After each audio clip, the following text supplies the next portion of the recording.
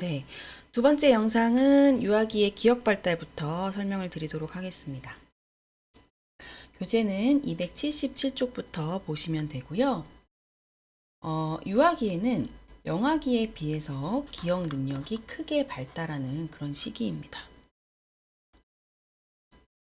그래서 이때는 기억의 저장 공간, 즉 기억의 용량이 증가를 하게 되는 그런 시기이고요.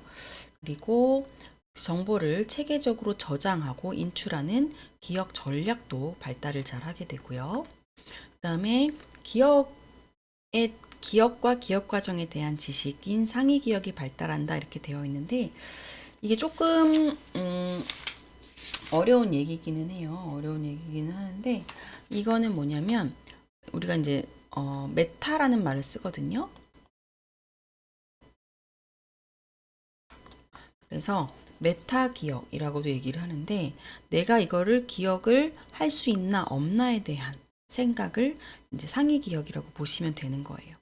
그래서 메타인지라고 하는 말도 쓰고 메타 커뮤니케이션이라는 말을 쓰기도 하는데 그러니까 예를 들면 메타 커뮤니케이션이라는 거는 소통이잖아요. 우리 소통을 그냥 하는데 내가 지금 소통을 잘 하고 있나를 생각하는 게 메타 커뮤니케이션이고 메타인지는 내가 학습을 공부를 하면서 내가 지금 이걸 잘 이해하고 있나 아닌가 이런 걸 생각할 수 있는 능력이 메타인지고요. 초인지라고도 하는데요. 기억에도 그걸 똑같이 적용했을 때 메타 기억, 상위 기억, 내가 얼마나 기억할 수 있는가에 대한 지식입니다. 네 번째는 연령이 늘어나면서 지식 기반이 확대가 됩니다. 당연히 나이가 아이들이 한 살 한 살 먹어가면서 많은 경험을 더 추가적으로 하게 되다 보니까 지식 기반이 확대가 되는데 지식 기반이 확대가 되면 아무것도 없는 상태에서 새로운 정보를 받아들여서 기억하는 것보다 훨씬 더 효율적으로 빠르게 기억이 될 수가 있는 거죠. 그래서 이 유아기 때의 기억 발달은 이 네 가지의 큰 발달이 일어나는구나. 그거를 알고 계시면 될 것 같아요.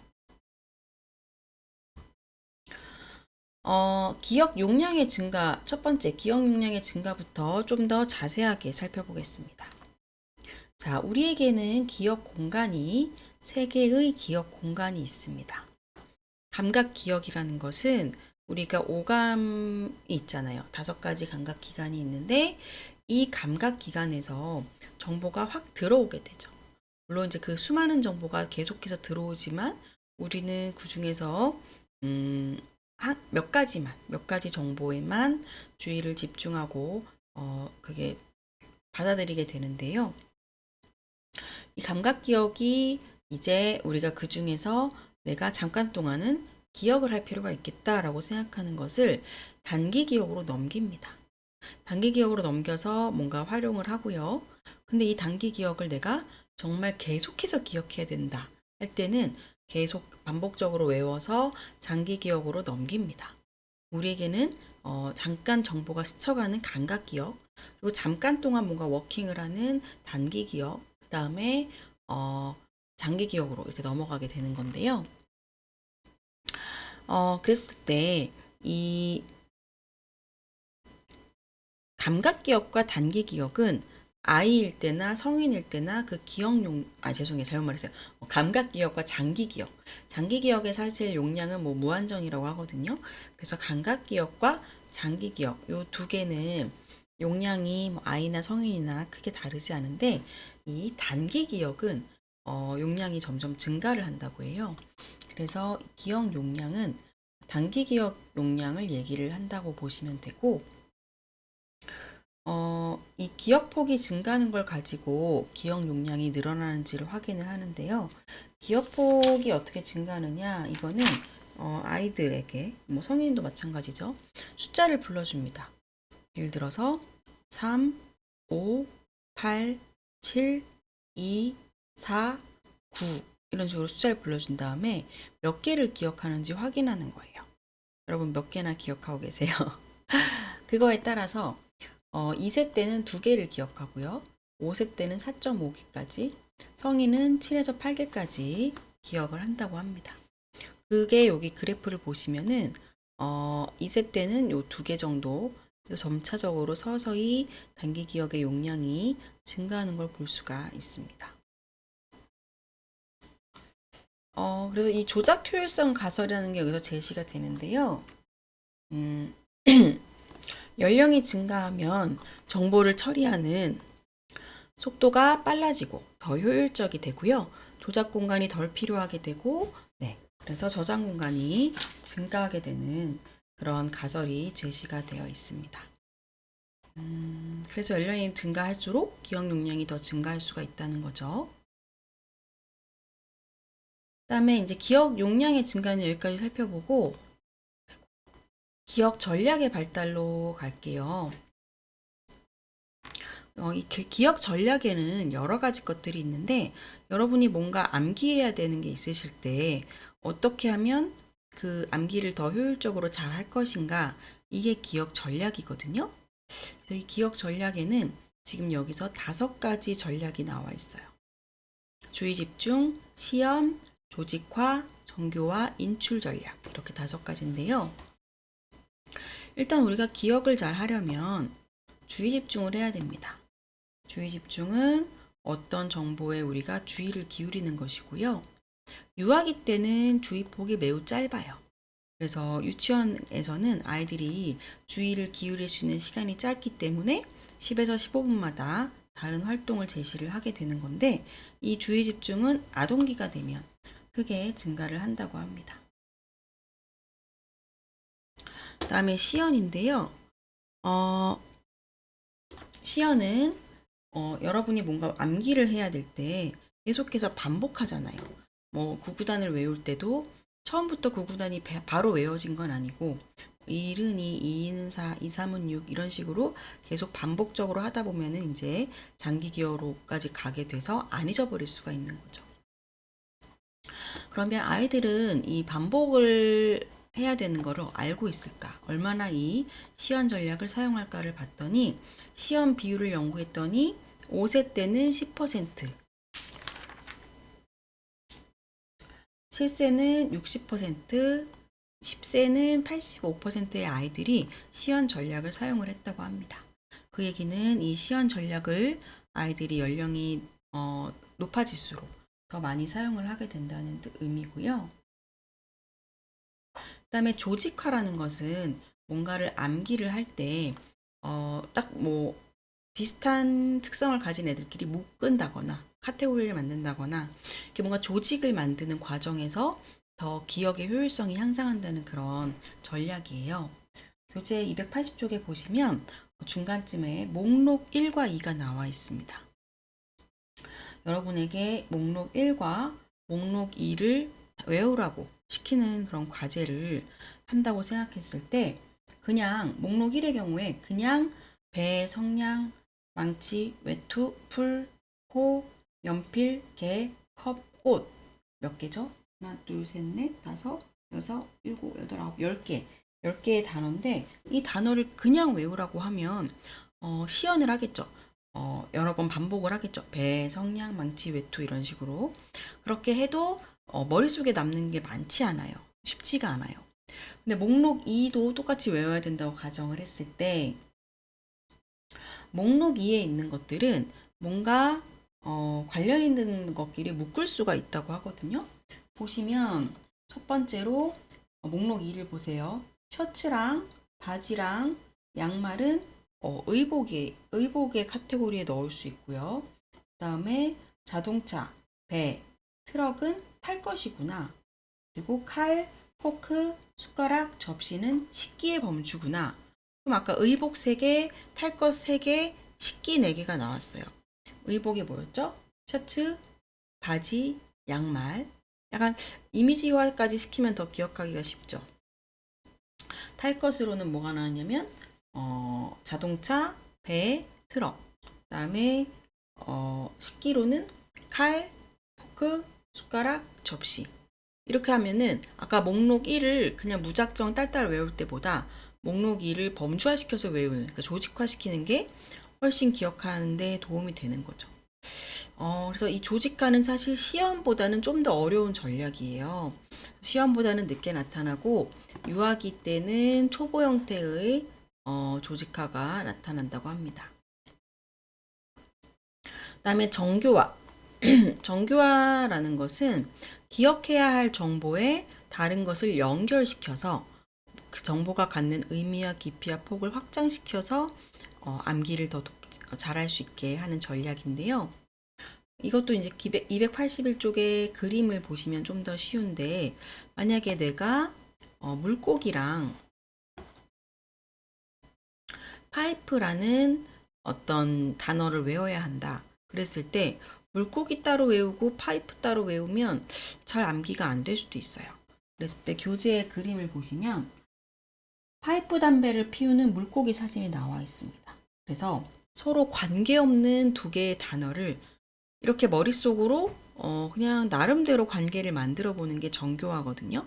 이렇게 나름대로 관계를 만들어 보는 그 과정을 통해서 기억을 더 잘하게 될 수 있는 게 이 정교화 전략을 그렇게 설명할 수 있습니다. 그랬을 때 유아기 때는 정교화를 사용하기가 어렵다고 하고요. 11살 이전에는 정교화 사용이 잘 안 돼요. 11살 이후에 아이들이 정교화를 사용을 잘 할 수가 있고요. 그다음에 이제 인출 전략인데요. 인출 전략은 뭐냐면 우리가 기억을 머릿속에 저장하는 것도 매우 중요하지만 기억을 잘한다는 것은 저장했던 기억을 잘 꺼내는 것도 중요하거든요. 그래서 이럴 때는 도움 될 수 있는 단어를 사용하면 좀 더 인출을 잘 할 수 있고요. 정보를 저장할 때 사용했던 것을 사용을 하면 인출도 더 잘 된다고 합니다. 그래서 여러분이 노래에 맞춰서 뭔가를 외웠다. 태정태세 문단세 이것도 노래로 외우는 경우들이 있잖아요. 이런 것도 외울 때처럼 노래로 하면 인출이 더 잘 된다는 거죠.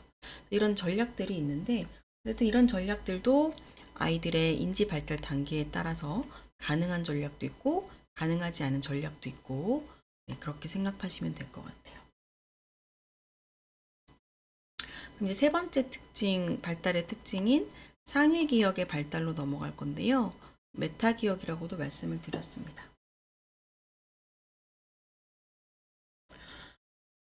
상위 기억은 자신이 정보를 기억하는데 한계가 있다는 걸 알고 짧은 내용보다 긴 내용이 기억하는 게 더 어렵구나 이런 걸 알고요. 내가 어떤 기억 전략을 이용하는 게 더 효과적이구나 이런 걸 이해하는 게 상위 기억이에요. 그래서 유아들은 상위 기억이 과연 있을까 없을까? 유아도 상위 기억에 대한 초보 지식을 갖고 있습니다. 그런데 재밌는 건 유아들은 자신의 기억 능력에 대해서 과대평가를 하는 경향이 있어요. 그래서 여러분은 10개의 그림을 보여드릴 텐데 10개의 그림 중에 몇 개를 기억하실 수 있겠나요? 이렇게 여쭤보면 어떤 사람은 저는 6개요. 저는 8개요. 저는 4개요. 이런 식으로 자기가 기억할 수 있는 수를 거의 정확하게 예측을 한다고 합니다. 근데 이 유아기 때는 이 10개 중에 몇 개를 기억할 수 있을까라고 질문하면 아이들이 저는 다 기억할 수 있어요. 이렇게 자신의 능력을 과대평가하는 그런 시기라고 하고요. 그다음에 네 번째 그 발달적인 특징으로 지식 기반의 확대가 있었는데 이 지식 기반의 확대는 이미 관련된 지식을 머릿속에 많이 갖고 있으면 기억을 하는 게 훨씬 수월합니다. 그래서 기초적인 지식이 많을수록 새로운 거를 학습하는 거가 훨씬 효율적으로 되는 거예요. 기존에 원래 갖고 있던 지식이나 정보와 빠르게 연결이 되면서 새로운 기억이 조직화되거나 정교화될 수 있기 때문에 기억 전략에 따라서 기억이 더 잘 되겠죠. 네. 자, 그러면 이제 유아기의 언어 발달로 넘어가겠습니다.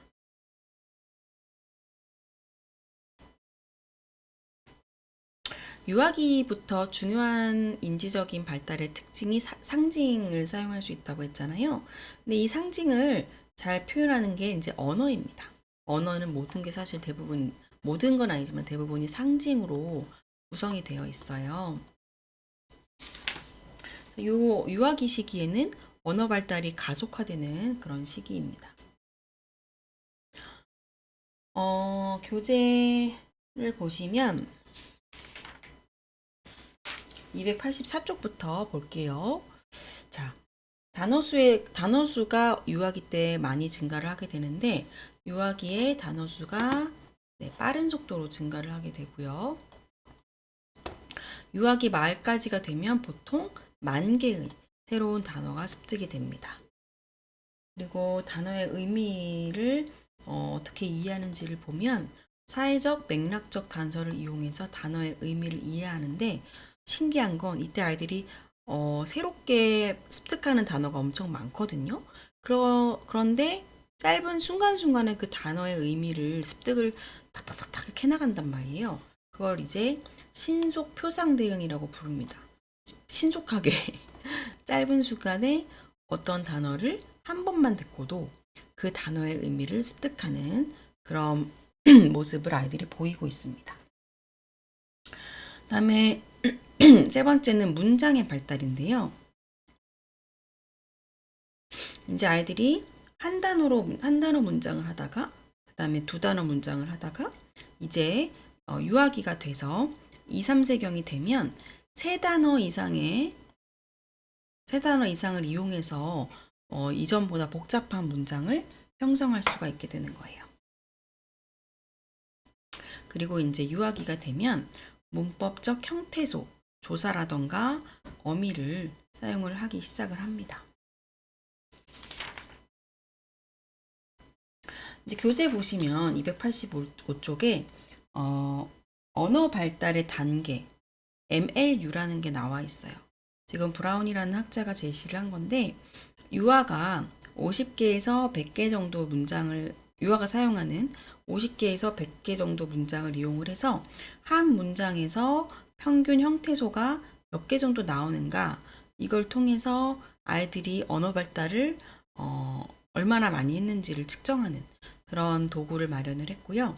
그래서 이 MLU의 숫자에 따라서 단계를 1단계부터 5단계까지 나눠서 보고 있고요. 그래서 MLU가 2.5냐, 3이냐에 따라서 이 아이는 언어 발달이 2단계구나, 3단계구나 이거를 알 수 있게 됩니다. 자, 그럼 이제 아이들의 문법 발달로 넘어갈 거예요. 첫 번째 문법 발달의 특성 첫 번째는 문법적 형태소가 발달을 합니다. 요 문법적 형태소가 활발하게 나타나는 게 2, 3세경인데 뭐뭐가라는 거를 이제 쓸 수 있게 되는 거예요. 그래서 이때 MLU 단계는 2에서 2.5 정도 이르는 단계라고 볼 수 있고요. 아주 초기의 발달을 보시면 아이들이 뒤에 엄마야, 내 거야 이런 아이들이 이거 많이 하는 말이죠.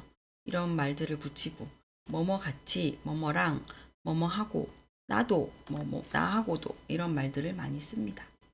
그리고 가나 는 이런 것들은 이 이후에 발달을 하게 되는데 이때 아이들이 과잉일반화를 해서 가를 쓸 때 삼촌이 가, 선생님이 가 이런 말들 아이들이 쓰는 거를 볼 수가 있습니다. 그리고 두 번째로 문법적 발달은 복잡한 구문이 발달을 하게 돼요. 그리고 이때는 질문을 엄청 많이 합니다. 이게 뭐야? 질문을 끊임없이 하고 이때 부모가 귀찮아하지 않고 다 일일이 대답을 잘 해주면 사실은 아이들의 언어 능력이나 지적 그 능력이 발달이 훨씬 더 잘 되겠죠. 그리고 이 세 번째로 의사소통 기술의 발달을 보시면 아직 사고가 자기중심적이기 때문에 이때의 아이들은 의사소통을 하지만 이게 아주 사회화되어 있기보다는 서로 얘기를 하고 있지만 각자 자기 얘기하고 있는 단계가 유아기 때 의사소통 단계예요. 그리고 이때 이제 반복, 독백, 집단적 독백 이런 것들을 아이들이 하는데 이것도 아직은 자기중심적인 특성 때문이라고 보시면 됩니다. 그래서 이때 아이들이 물리적, 사회적 맥락에서 적절한 언어를 사용하는 방법을 습득할 필요가 있는 시기인 거죠. 네. 그리고 이때는 아이들이 듣는 사람으로서 기능이 아직은 덜 발달되어 있기는 해요. 네, 그래서 그 사람이 무슨 말을 하는지 보다는 그 사람이 하는 말에 대한 자신의 생각에 초점을 두고, 그러니까 여기서도 자기중심성이 보이는 건데, 그렇게 정보를 해석하는 그런 특성이 이 시기에 나타나기도 합니다. 자, 언어 발달이 어떻게 나타나는지는 여기까지 살펴보고요. 그 다음에 유아기의 사회정서 발달로 넘어가도록 하겠습니다. 먼저 유아기 때의 정서의 발달인데요. 유아기 때는 정서 표현에 대해서 영아기 때에 비해서 많은 것을 이해하게 되는 단계예요. 그래서 정서 표현의 단어나 사용, 이해 능력이 급속도로 증가를 하게 되는데, 정서 자체는 영아기 때의 정서랑 크게 차이가 많지는 않습니다. 그리고 여러 정서들이 그대로 유지가 되게 되는 거고요.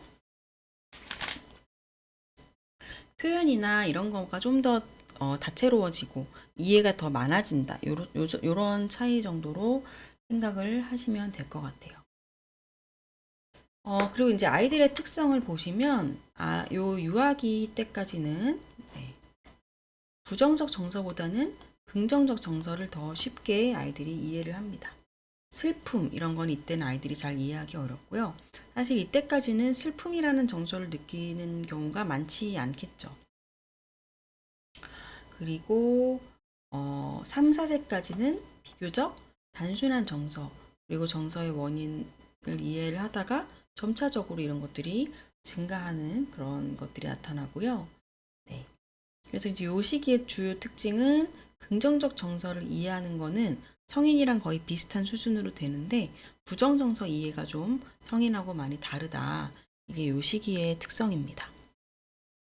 그 다음에 정서 규제 능력의 발달도 살펴볼 건데요. 정서 규제는 뭔지는 영아기 때도 설명을 드렸어요. 정서 표현, 특히 부정적인 거를 얼마나 잘 통제하는지. 이게 정서 규제 능력인데요. 3세경에 되면 이때 이제 부정적 정서 표현을 자제하는 능력이 많이 발달을 하게 됩니다. 그래서 3세경이 되면 자기가 별로 받고 싶지 않았던 그런 선물을 줬을 때 아이들이 부정적인 정서를 덜 표현하고 자기의 진짜 감정을 더 잘 숨기게 된다고 합니다. 그래서 정서 규제 능력에 필요한 요소는 이 세 가지인데요. 네, 정서를 통제할 수 있는 능력, 그리고 내가 언제 이런 부정적 정서를 감춰야 되는지에 대한 지식, 그리고 정서를 통제하려는 동기, 이 세 가지가 필요한 요소입니다. 그리고 요 시기에 이제 좌절, 내가 원하는 게 마음대로 되지 않은 걸 좌절이라고 하는데, 좌절에 대한 참을성이 많이 생겨나는 거예요. 유아기 때 극적으로 이 참을성이 늘어나는데, 그래서 떼쓰고 반항하고 이랬던 게 2에서 5세 때 많이 급감을 합니다. 그래서 5세 때 되면 엄마들이 아이들이 떼쓰는 게 좀 줄어든다고 느낄 수도 있는데, 또 미운 7살, 미운 5살 이렇게 하는 거 보면 떼쓰기가 여전히 지속될 수도 있겠다. 이렇게 생각이 들기도 하고요. 아이마다 다 다르게 나타나기는 하고, 엄마와 아이의, 그러니까 양육자와 아이의 상호작용에 따라서 이런 것들이 줄어들 수도 있고 유지될 수도 있는 것 같습니다. 그때 그리고 이제 재밌는 게 이때 아이들이 만족 지연을 할 수가 있어요. 그래서 여기 그림 제가 넣어놓은 걸 보시면 마시멜로 실험인데요. 아이들에게 아이들이 좋아하는 간식이죠. 마시멜로를 하나 이렇게 앞에 놔두고 선생님이 잠깐 나갔다 올 동안 잘 기다리면 마시멜로를 하나 더 줄 거야 라고 이제 이야기를 하고 나갑니다. 이때 아이들이 자기 만족을 바로 충족시키는 게 아니라 선생님이 나갔다 올 동안 기다리는 만족 지연을 잘 하는지 이런 걸 확인하는 실험이었는데요. 이런 만족 지연이 유아기 때부터 가능해지는 그런 걸 우리가 알 수가 있습니다. 그래서 이 만족 지연이 재밌는 게, 이 만족 지연을 잘 한 아이들이 나이가 들어갈수록 어떤 여러 가지 성과에 자기가 성취해야 되는 부분들에서 성과가 더 높게 나타나는 그런 특성을 보였다고 합니다. 그래서 이 정서 규제 능력과 관련해서는 어린 아이일수록 좌절에 대한 참을성이 낮고요. 아이들이 나이가 한 살 한 살 늘어날수록 좌절에 대한 참을성도 같이 늘어나는 것을 알 수가 있어요. 그리고 292쪽에 보시면 정서 지능에 대해서 나와 있어요. 그래서 이거는 우리가 일반적인 지능을 IQ라고 하는데 이 정서 지능은 우리가 일반적으로 생각하는 IQ가 아니라 우리의 정서적인 측면에 대한 그런 능력치를 정서 지능 EQ라고 해서 측정을 하기도 합니다. 이 정서 지능이 개인의 행복과 불행, 성공과 실패를 예측하는 중요한 자질로 부각되고 있다라고 교재에 나와 있는데 정서 지능에 대한 설명도 한번 읽어보시면 좋을 것 같습니다. 그러면 뒤에 놀이부터는 세 번째 영상에서 설명드리도록 하겠습니다.